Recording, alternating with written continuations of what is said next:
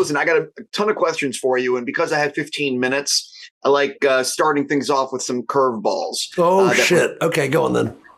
Perhaps you haven't been asked. So if someone has never seen anything that you've done before, anything you've directed, what's the first thing you'd like them to watch and why? Well, this is a little highbrow, and I don't think it's going to get a lot of people running to Amazon to buy it. But I made a film called Eroica, which is about the very first performance of Beethoven's Third Symphony, and it has the whole symphony played through it. And it's brilliant. So check it out. What is the most nervous you've been the night before the first day of filming, and why? On The Family Plan, because I was going, oh my God, this is a big film. There's a lot of people and a lot of money riding on this. What if I screw it up? Okay, well, you don't have to worry. It worked out. Thanks. If you had the financing to make anything you want, what would you make and why? God, I've got no idea about that, but I would want to do something that goes all over the world. I'd love to see, like, you have a road movie, but how about a sort of, planes, trains, and space shuttle movie that goes everywhere? Okay. I read that your first job was a production runner on 1984. That's true, yeah. I have to know, what was that like? Being on the set of that? Well, it was amazing because I was a child, basically. And, Richard Burton was working on it, who's, the legend, the man, the legend. And the most memorable thing about that was when he called me by my name. I'm sure someone had told him what I was called. But he said, "Hey, Simon, can you take this watch to the costume department?" And I went, wow, I've landed. When you were directing Daniel Craig on Some Voices, yeah, that's what it's called. Yep. Did you predict at the time, you're like, this is the next James Bond? Not the next James Bond, but I thought this is the next somebody. I'd worked with him before on a TV show called Our Friends in the North, where he was, he's in his 20s, and he was just electrifying. He was always going to be something. That guy, and I still see him, and he's managed to remain a total sweetheart as well. So big props to him. Over the years, you've directed a lot of TV. You got to do an episode of The Expanse, which is a show I absolutely love. You did Manhattan, another show I loved. You've done C, The Diplomat. You've done a lot. So what is it like stepping in to try to deliver what the producers are looking for, but also sort of do your thing as well? Or is it sort of like you have to, like, what is it like directing TV when they have like a vision, if you know what I mean? That's a good question. I made it pretty much a rule that I would only work on the first season of TV shows, or maybe the sort of premiere of another season, for exactly that reason, because, the minute you become a sort of traffic cop or a total gun for hire, it's less rewarding. On the other hand, coming from TV, I love working with writers, and I'm not scared of writers having control and being strong and powerful. But yeah, you've got to make friends quickly. You've got to get people to trust you quickly. And as you say, you want to bring something of yourself to it rather than just phoning it in. What's interesting about this project, The Family Plan, is that it's coming out after Arthur the King, which you shot with Mark first. Yes. So it's like, it's one of those like, wait, what? So right. A little bit about the fact that, like, how did it sort of happen? Or like you were working together on Arthur the King, and then this happened. Like, how did it work? Exactly. Arthur the King happened, a couple of years ago now. We shot it during the COVID times. And it went great. I got on well with Mark, and, the film went okay. So when this came up, Mark was already attached to it, and he very kindly suggested me. And when I read the script, I thought, wow, I got to take that. I've got to make sure that happens. And we're still talking. So I'm going to get into Family Plan right after this question, but I am a sucker for dog movies. So talk a little bit about Arthur the King, and what was it about that project that said, I need to do this? Arthur the King is about that sort of crazy community of people who kind of it's adventure racing. And they sort of basically do 3 Ironman races a day for a week, which is like, what the? And of course, as Mark is pretty great athlete. We also had Simu Liu in it. And what that film is basically they're running in this race and Mark's character is trying to prove a point, and it's kind of the one last race before he retires. And halfway across this island, they come across a dog and they kind of adopt it, and the dog kind of saves their lives and stuff like that. And, so which one is the hero? Is it Mark's character or is it the dog?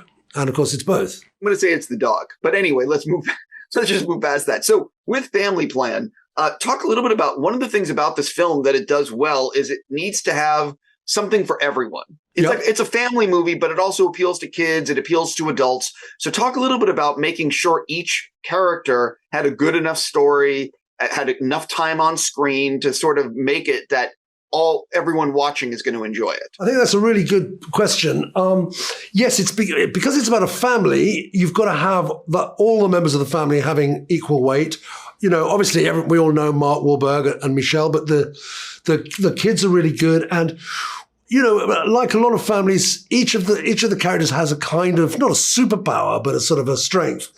And I think it's really interesting seeing what those kids are good at, what Michelle's character is good at. She's a former athlete.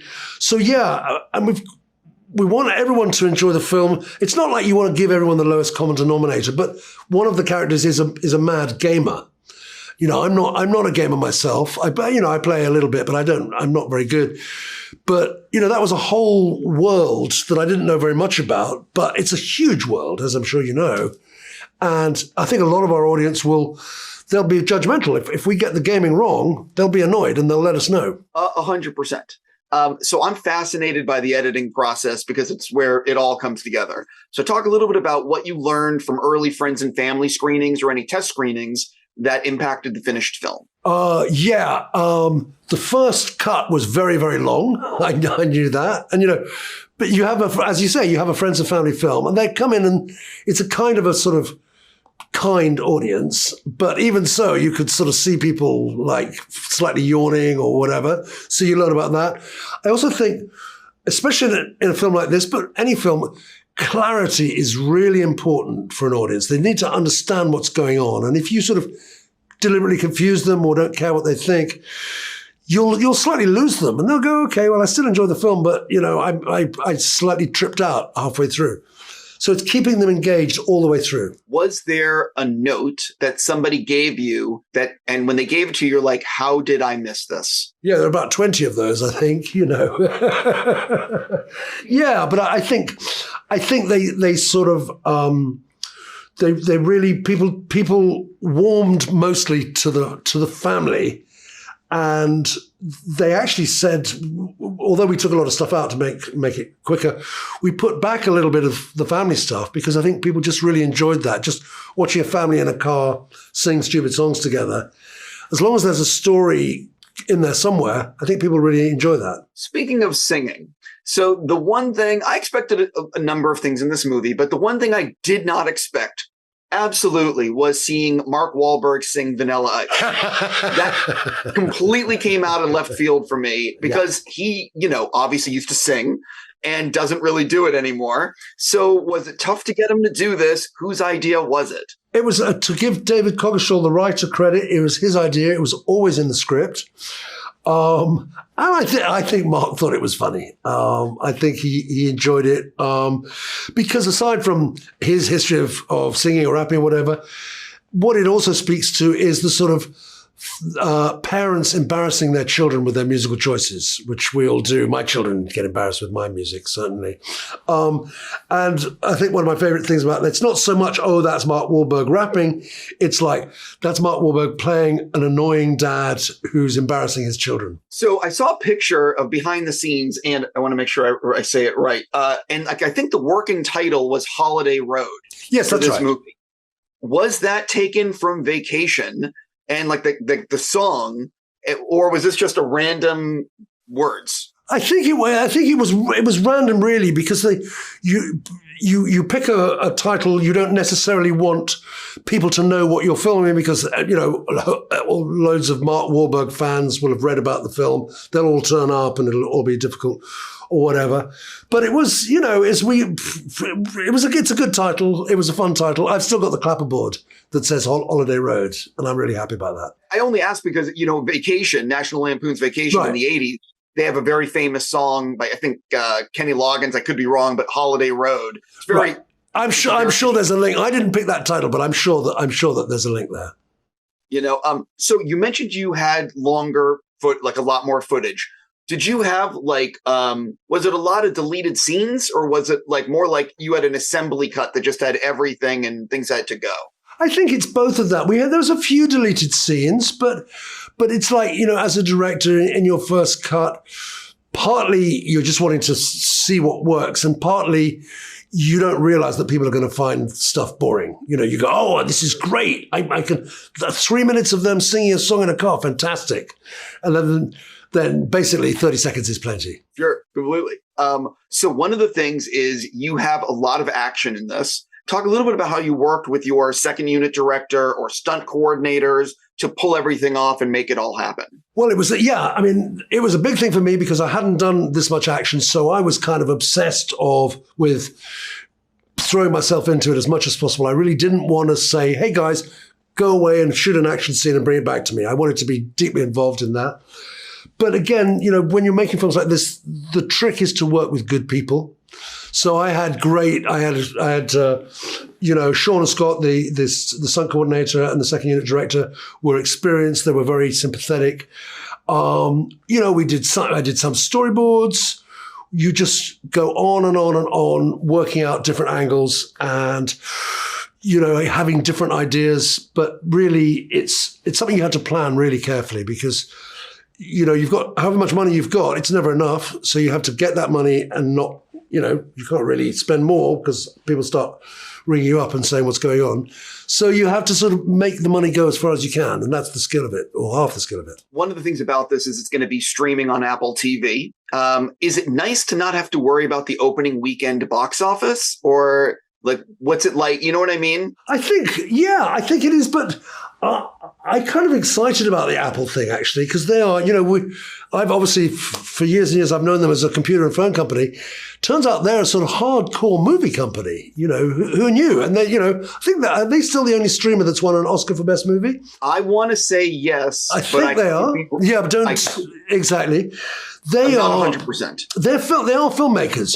They were very supportive and they gave us a lot of leeway. But they're also filmmakers, and they're excited and they're invested, and they're behind the movie. So I think getting this released in the holiday season is something I'm utterly thrilled about. I'm really, really pleased about that. Listen, I'm a big fan of Apple TV because they make some of my favorite TV shows are on their platform. Right. And one of the things that I like is that they don't overproduce content. And right. I hate saying the word content, but it's not like they have 50 movies coming out this month. They're very selective. I think that's the thing. Somebody was telling me that they have a very curated approach to it, which I think is very, very good. So I think, as you say, rather than blanket bombing the world with content, and I, like you, hate that word, I think they want to release some cool movies. I think that's their intention. I have to wrap with you, but I will just say that I am really looking forward to also seeing Arthur the King. Like I said, I am a sucker for dog movies. So, you'll like it then. Yeah. So sometime next year. Sir, congrats. I hope it's a big hit for you. Thank you so much. Lovely to see you.